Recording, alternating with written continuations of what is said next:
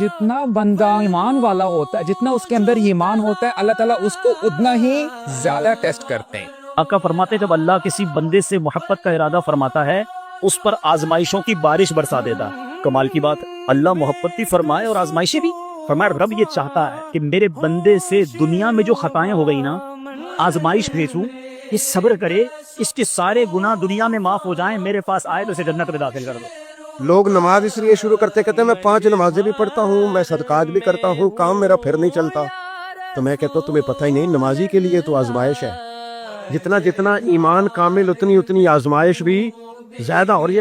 شیطان وسوسہ ڈالتے ہیں ہمارے ذہنوں میں، شاید یہ تیرے گناہ ہی ہے، maybe Allah doesn't love you, لیکن یہ غلط کانسیپٹ ہے۔ اللہ تعالیٰ اپنے بندوں کے رینکس کو ایلیویٹ کرنا چاہتے ہیں۔ جب بندہ اپنے اعمال سے وہ رینک اچیو نہیں کر پاتا تو اللہ تعالیٰ اس کے اوپر اس طرح کی آزمائشیں ڈالتے ہیں، اور جب آزمائش ڈرتی ہے، جب وہ صبر کرتا ہے تو آٹومیٹکلی اس کا رینک اوپر ہو جاتا ہے جنت کا۔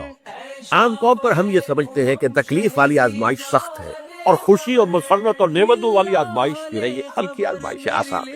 معاملہ اس کے برعکس ہے۔ تکلیف میں ہوگے اللہ کو یاد کریں گے، پکاریں گے، دعائیں کریں گے، اور اگر نعمت میں ہوگی غافل ہو جائیں گے، بھول جائیں۔ کون سا امتحان زیادہ سخت ہوا؟ نتیجے کے اعتبار سے تکلیف والا امتحان زیادہ سخت ہے۔